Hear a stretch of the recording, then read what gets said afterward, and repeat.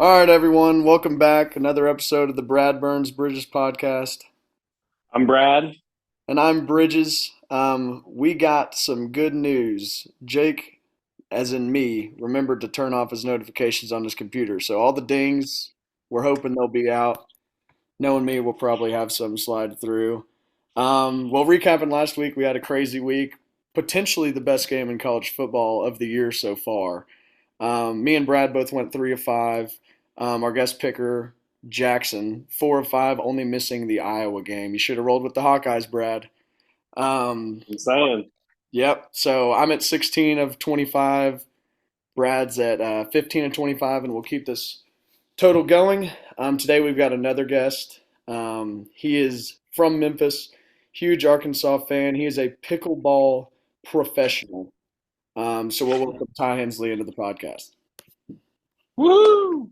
Here we go.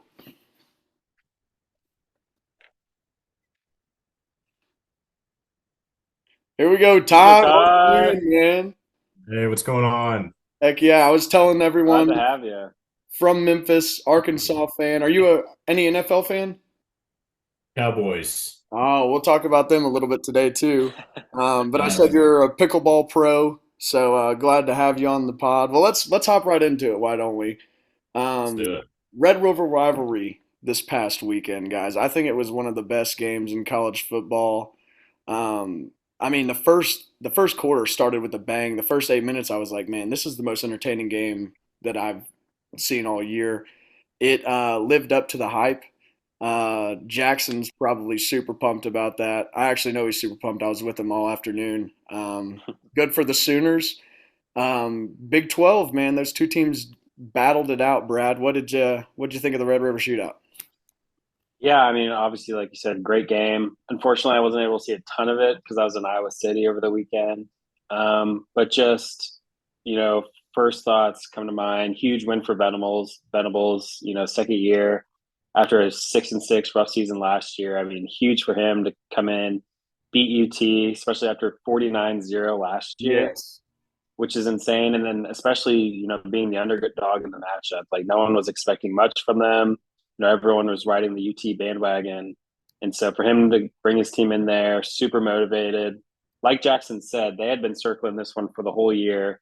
He made a great point. UT was kind of focused on the Bama game, were they going to be ready? Obviously, we saw what happened Saturday. And so huge win for Venables, really happy for him. I really think he's taken the program to a really good place, after the Lincoln Riley exit.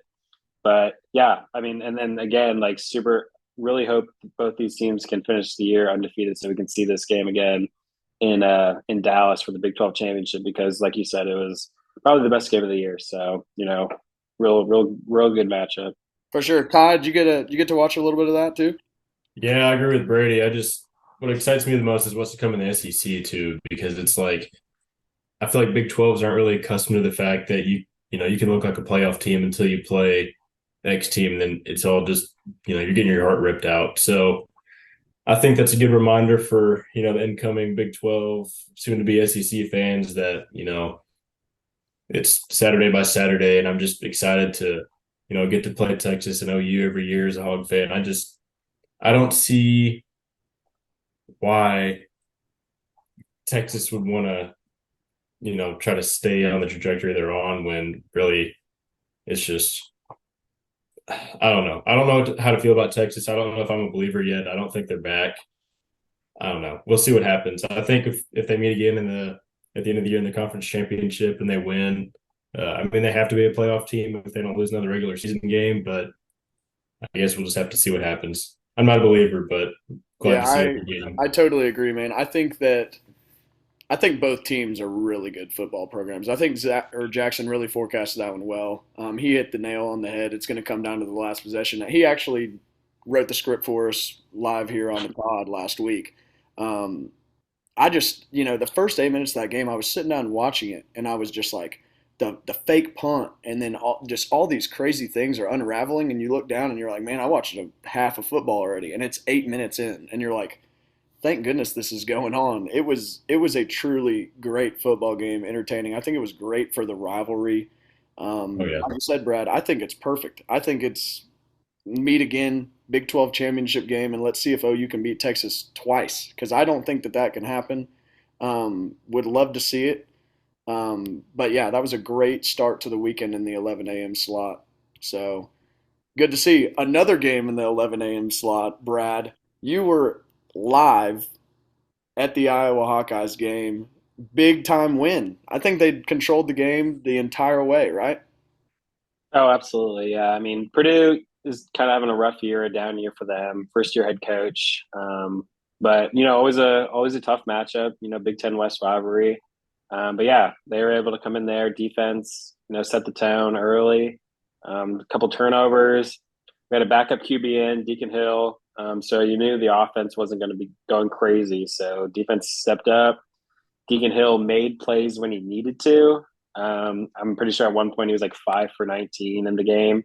So Yep. not great performance. I've been hearing some good things about his week of practice coming up for the Wisconsin game, but win's a win. It was fun to be there in Iowa City. I hadn't been in a while, and good things ahead. I think the more reps he gets, is the better he'll be. But yeah, solid performance. Yeah, I tuned into the early second half, and I think I saw the stat like 5 of 15, 5 of 17, really struggling. That's a 10-6 ball game or 10-7 ball game at half. And Iowa Yeah. fans are anxious, man. You're sitting there and you're like, man, this is going to be a one possession ball game. And I think their opening possession in the second half, he made some big throws to the tight end over the middle, three Yep. completions, and really set the tone, Yeah. got him running. E- So Top Eric All football was right there. huge.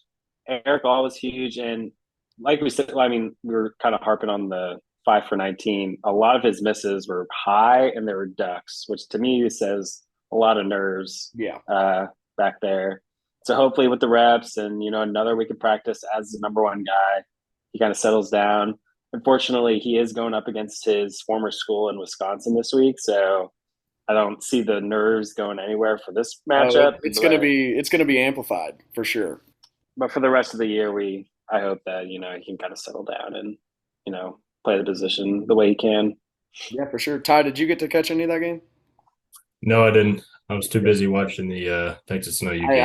I don't blame you, man. That was one of them. I will say back I don't to even know if it was on TV. it Honestly, was on what was it Peacock. on? It was on Peacock. So So it was we had streamed. we had to stream it. So, but yeah, I think you're right on Deacon Hill. I mean, nerves are a huge factor, obviously, in your first start at a school, going into your old school, and that's a big game. So we'll see Yeah, if he's can get a little confidence going. definitely the toughest matchup the rest of the year. But it was cool being right on. I was able to sit right on the sideline, and Cade McNamara was in his ear the entire time. Real good leader for the squad, and hopefully he can help kind of just coach him up a little and get him ready for this matchup. For sure, man. Were you coaching him up on the sidelines? I was riding the defensive line huddle. It was pretty cool. Letting him hear it? We got pretty good seats with our hookup Mason Richmond. He's the starting left tackle. He's an awesome guy. Had a great game, and so we were able to sit with his family, and it was a great time. Heck yeah. Well, let's pivot over NFL real quick. Why don't we talk a little bit of the Cowboys 49ers real quick before we get into the Chiefs Lions? We'll talk more about this in a later segment, but Ty, as a Cowboys fan, how are you feeling? I don't know, man. It's still so early. It's so early. The 49ers have so many weapons. I don't know. We'll get it together. Dak has to figure it out a little bit. I mean, 3 picks in a row. Obviously, you can't do that. That's going to throw any game. I haven't gotten a chance to look at the stat sheet, but just, I mean, all around bad. I really don't have anything to – I don't have any positives to take out of that. I mean, I mean, our defense is supposed to be our strongest point, tip of the spear this year, but didn't see a lot of that. Yeah, So, well, didn't really long happen. season to go. We'll see what happens. Yeah, I agree. The one thing, because I mean, we'll talk a little bit more about this later in the pod, but the one thing that I'm seeing is a lot of hatred to Dak, and I'm not going to sit here and say that he had a good game by any means. It's really hard on a defense um, that's supposed to be your backbone when they're playing. You can't pick up a first down and they're on the field the entire game, so to say. There was really only one drive put together the whole time, so it's tough on the defense when you're out there playing. Guys are tired. You're already down men. So we'll see. I'm not too worried about it. Chiefs picked up a win this week, Brad. What'd you see? Yeah, tough matchup against the Vikings. They're desperate for a win at this point. Kirk Cousins played well. Good guys on the defensive end, but Mahomes, made plays when he needed to. Thought the offense looked really good. Some young receivers stepped up. Rashee Rice, a Yep. couple catches and a big touchdown. Kelsey, doing his thing. Had a bit of a scare in that first half with him going down, and some frustration on the sideline, and then going into the locker room, but jogged right back out, and he did his thing too. So Yeah, overall, good week, and the train keeps chugging. train keeps rolling. I've got a good question for both of y'all. It could be kind of a fantasy question, but it's more of a Travis Kelsey question. Um, Man, I saw a stat today, and it was describing Kelsey's year, and he's on a career low on yards per catch, and he's already had two lower body injuries. Is this pointing to age? Do you think he's slowing down, or do you just think that this is he's had to kind of play shorter because of their weapons on the offense aren't what they have been in the past, so to say? Well, I'll start off and say yes. I definitely have noticed he's been targeted, in that 5 yard, 10 yard range a lot more. I think it's more of what the defense is putting out there than age or his knees or whatever it might be. It's always the defense. Like Mahomes' first year, it was fun to watch it because no one knew how to defend him. Yeah. And so it was over the top, over the top, over the top. And it just caught all these defenses off guard.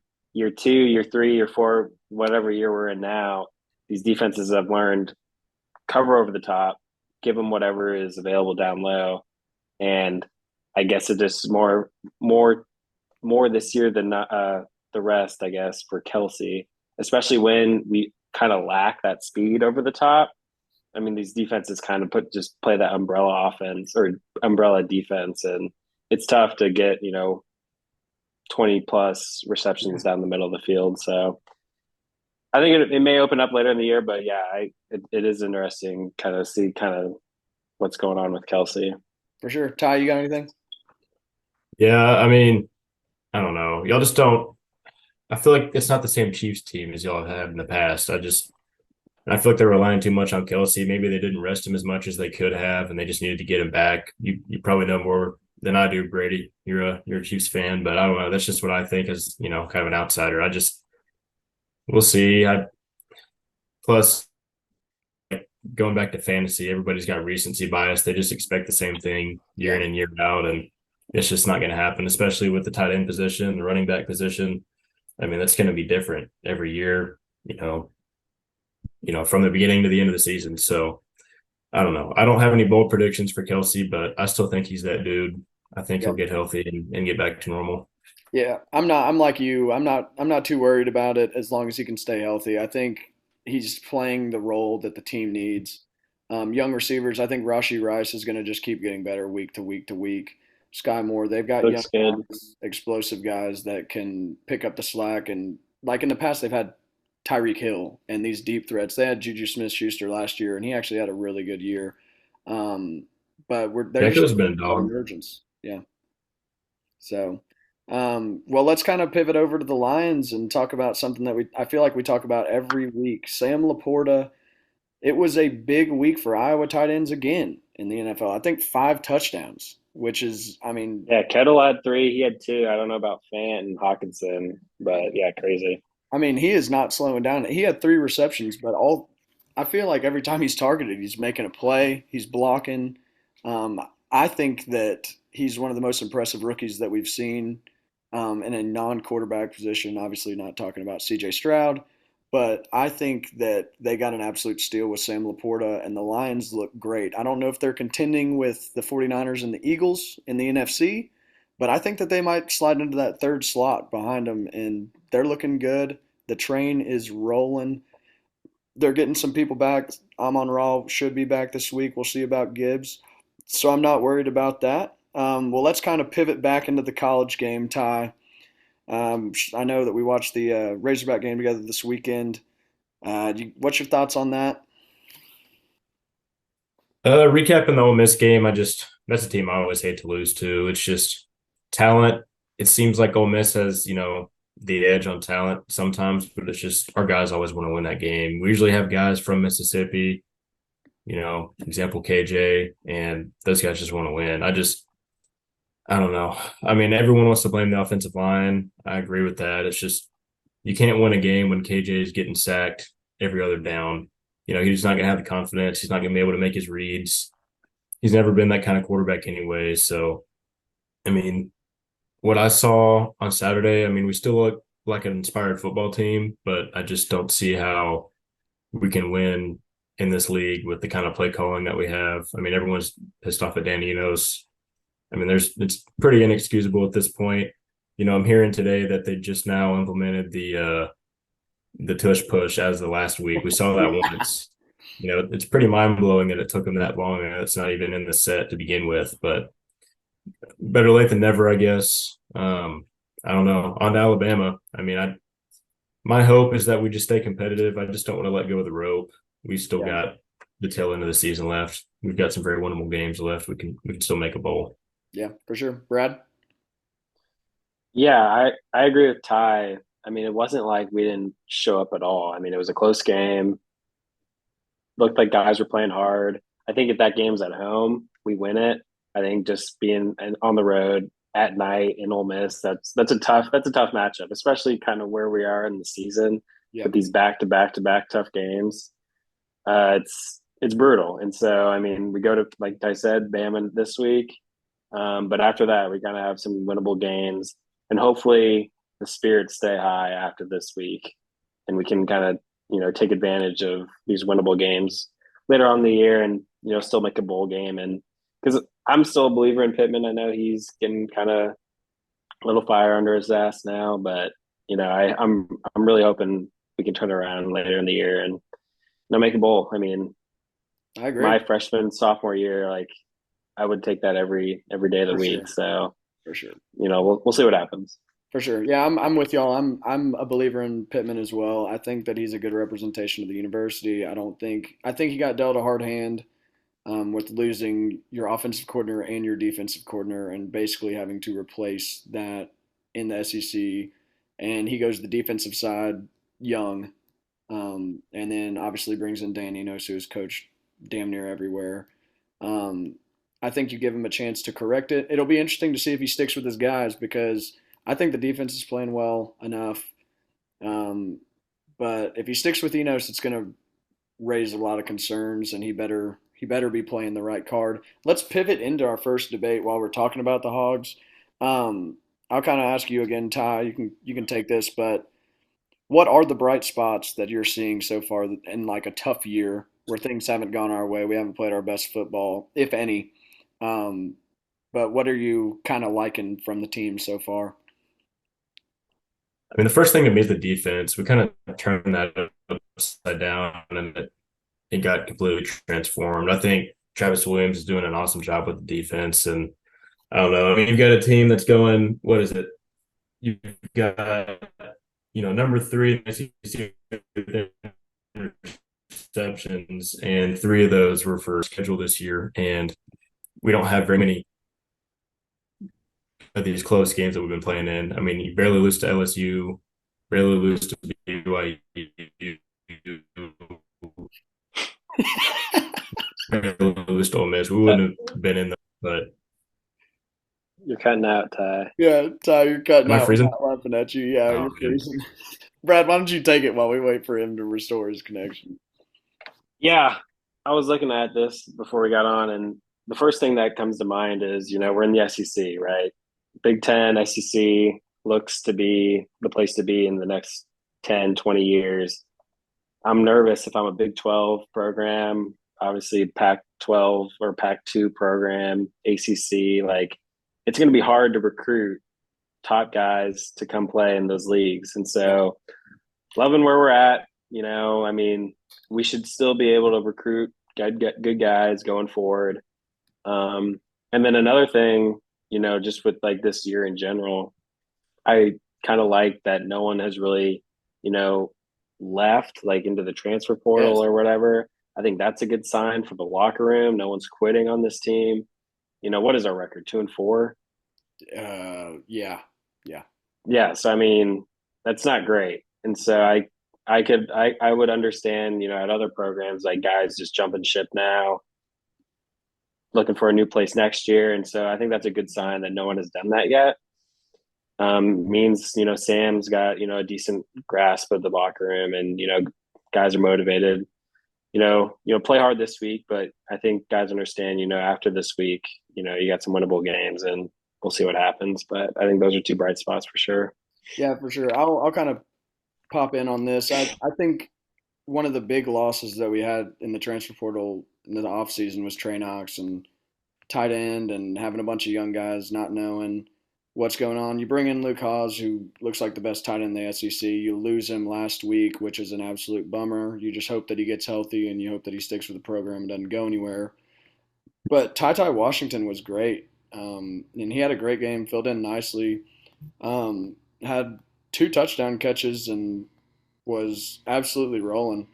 Um, but I think that that's a good sign with no people in the transfer portal. I think that's a great point to bring up, Brad.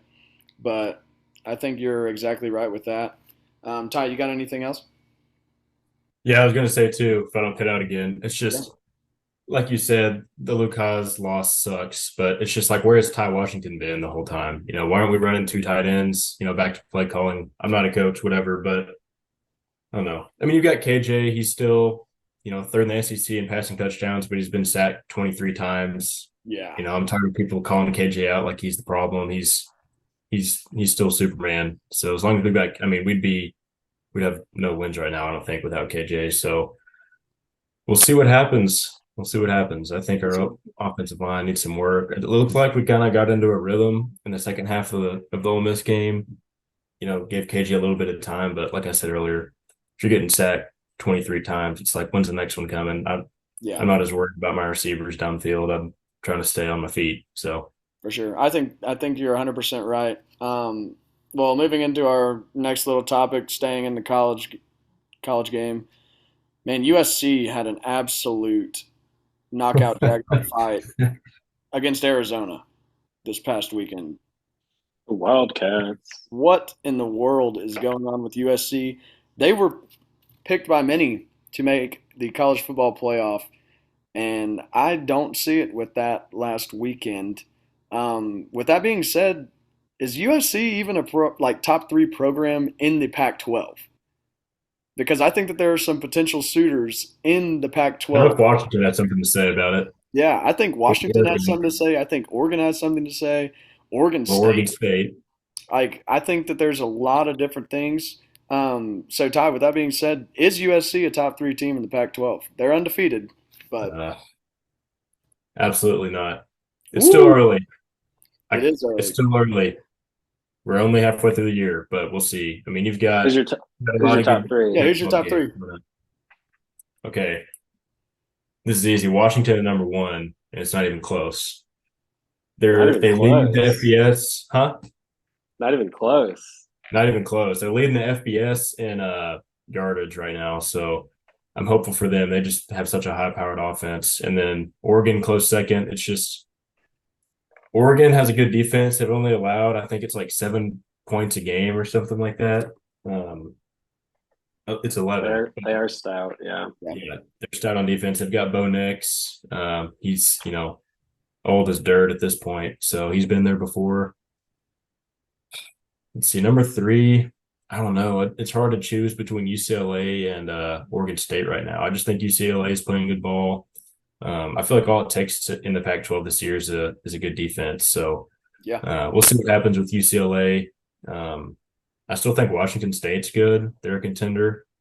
It's really a toss-up for me right now, but I don't think USC's in the conversation for the CFP, let alone the Big 12 right now. So We'll we'll see. see. I just don't think they have the defense. We'll see. It's a big week in the Pac-12 this week, actually. So a bunch of the teams that you mentioned, like UCLA, is playing Oregon State, so they're playing for that third spot in your book. And then you have Oregon at Washington. So I mean, it's a huge week for Pac-12. I think or USC is the number three team in the Pac-12 right now. I think that their offense is just too good to bump them down past an Oregon State team that already has a loss, given it was to a good team. but I'm not gonna sit here and take credit away from Caleb Williams and say that they're not there because I think you're in a like even when your defense is that bad, when you have Caleb Williams at the helm and you can move the ball down the field, you're not out of any game. So I think that they're going to be in a good amount of close games. It's just when's it going to let it's going to let him down. He's not going to answer the call every single time. There's not a quarterback in the history that's going to win have game winning drives every single game for you. So I'm going to put them at that 3 spot. So I think they are in the top 3. I do not think they're 1 or 2. I would go Washington, Oregon as well. Brad, what you think? Yeah, I mean, Washington and Oregon are an easy top two. I'm not sure. I would put the Huskies clear over Oregon. Obviously, we're going to find out this weekend, so I'm not even going to say who I would. But I think it's super tight between them. And then number three is tough. I love UCLA's defense. They've been playing really good.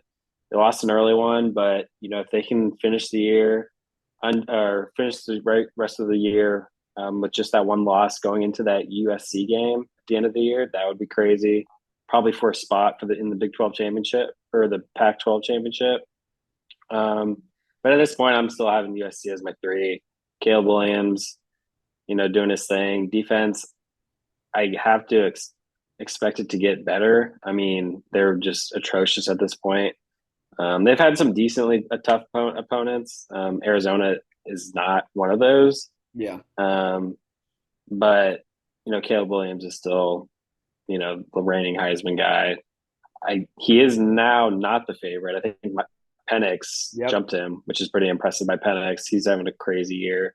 But yeah, the Pac-12 is awesome. I mean, some of these games I'm looking on the schedule coming up. This week It's a fun conference to watch. Yeah. And then only if Utah had Cam Rising, I would probably put them at 3, honestly. Yeah. That defense is insane too, but his availability is questionable at this point. So for sure. Yeah, I would do Washington, or I'll do Oregon, Washington, USC. Sweet. Awesome. Well, real quick, I just want to talk about this a little bit, but we're not going to spend really any time. Just real quick, with that beat down of the Cowboys with the 49ers, I think it's easy to say that the 49ers are the best team in the NFL right now, and I haven't seen the dominance that they're putting out like in recent memory.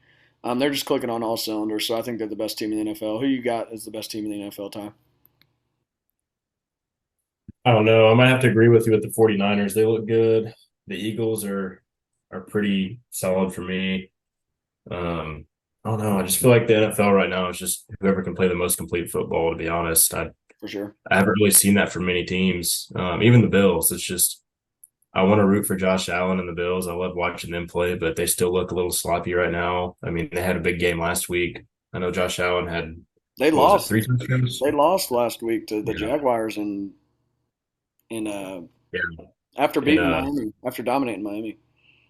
yeah, it's crazy. But Miami looks pretty good too. I think they're a dark Yeah, horse. We'll see. they're damn good. I don't know. I think the Bills will come back around. I think they'll get it together. I mean, you can't have Josh Allen and lose many more games, I don't think. I think the Jaguars are a solid team. Uh, yeah, I'm gonna have to go with the 49ers. Sweet, Brad. You rolling Chiefs or you gonna go somewhere else? I'm looking at the 49ers schedule so far. They might not lose They another beat game, dude. no. The games they've played. Yeah. They beat the Steelers with Kenny Pickett. They beat the Rams, who have no one on that roster other than Stafford and Donald, and now Cup is back. But he was hurt when they played.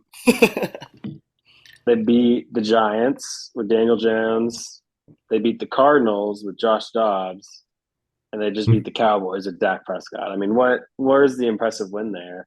I'm going Chiefs. I think you can't doubt Mahomes. I mean, in a matchup between 49ers and Chiefs at this point, the Chiefs would be favored. Yeah. And so I'm going Chiefs. I mean, they dropped the first game of the year to the Lions, who now look like Jake said, probably the third best team in the NFC. Yep. In a close game, fluke plays throughout the game. That pick six with Brian Branch, and so I'm still going Chiefs. Sweet, awesome. Well, let's move into our pick'em. We're running low on time. As you know, I'm leading by 1 over Brad. Our guest picker, we have Jackson and Frankie tied 4-5 tie. So let's see if you can go perfect and take the champ spot. We'll move right into it. So we got some good games this weekend. First game on the docket, we're going to go Texas A&M at Tennessee. Tennessee's favored by 3.5. Brad, why don't you take that one? Give me the Aggies. They look decent against Bama. I'm not buying Tennessee at all. I don't even know kind of what their deal is. Give me the Aggies Yep. as the I underdog. I don't think the Aggies lose two in a row. I think they're playing good. I think they lost a close game to Bama. I think that they cover the 3.5. So I'm going Aggies as well. Ty? I think the Aggies are going to go to Neyland and probably kick ass, to be honest. Okay. I don't see Tennessee being close. I know the spread was at 3.5. Yep. I don't know. I've got A&M by 10. We're all rolling A&M. Dang. Next game on the docket, USC at Notre Dame. So Notre Dame has had two losses in a row. They're playing USC at home. This is a get right game, Ty. I'll let you take this one. This is a tough one to pick.